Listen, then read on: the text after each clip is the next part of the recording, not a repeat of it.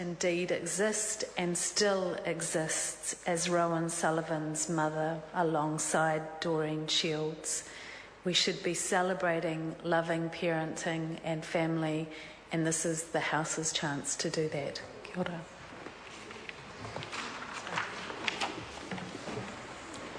Mr. Speaker. Good. You called. You do have to call. I did, Mr. Speaker. Oh, maybe it's by hearing then. Sorry, no. I call the honourable member, Nikki Wagner. Thank you very much, Mr. You're welcome. Speaker. This is a fascinating bill. Yes. Because in the circumstances pertaining to Rowan Sullivan's birth certificate are pretty unusual. And I really like to thank Louisa Wall for her explanation behind the background circumstances and the story of Diane, Doreen and Rowan. It's enormously poignant and heartbreaking, and I think everyone in this House can empathise with her. It's quite natural that Rowan wants to record the details of her deceased mother, her birth mother, on her birth certificate. That seems ultimately reasonable and a logical request. In fact, the most obvious question in this case would be, why isn't it already there? It doesn't seem to make any sense, so we can understand exactly why Rowan wants to bring this bill to Parliament. Because when we look at why it isn't there, it's a very complicated story that emerges. It's a story that revolves around old-fashioned bureaucratic rules and yes, discrimination against a same-sex couple and their daughter Rowan.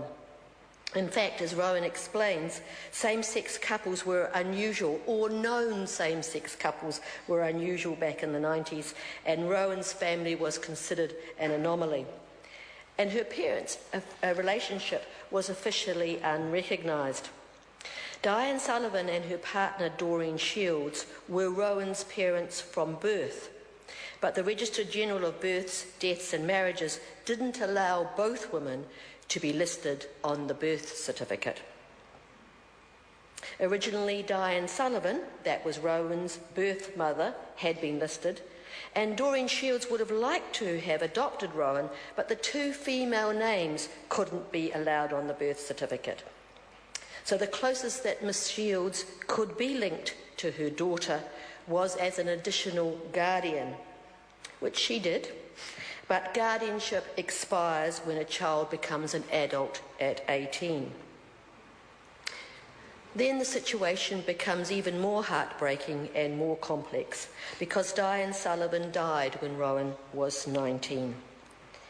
And Doreen, wanting to be publicly linked to her daughter, the only person left who could be her parent, applied for an adoption order. And that adoption order was made in January this year.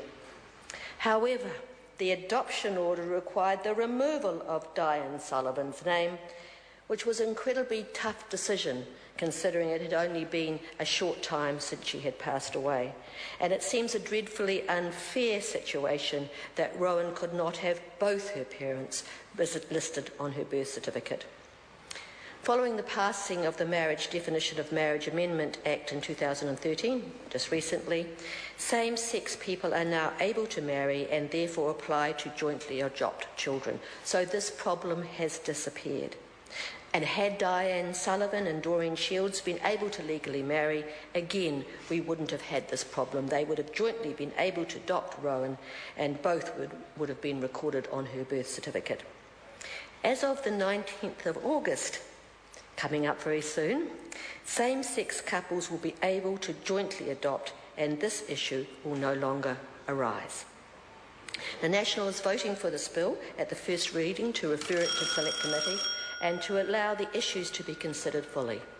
And as we go forward, we know that the DIA is working on computer changes to allow the names of same-sex adopted parents to be printed on birth certificates. So technically, this shouldn't be a problem.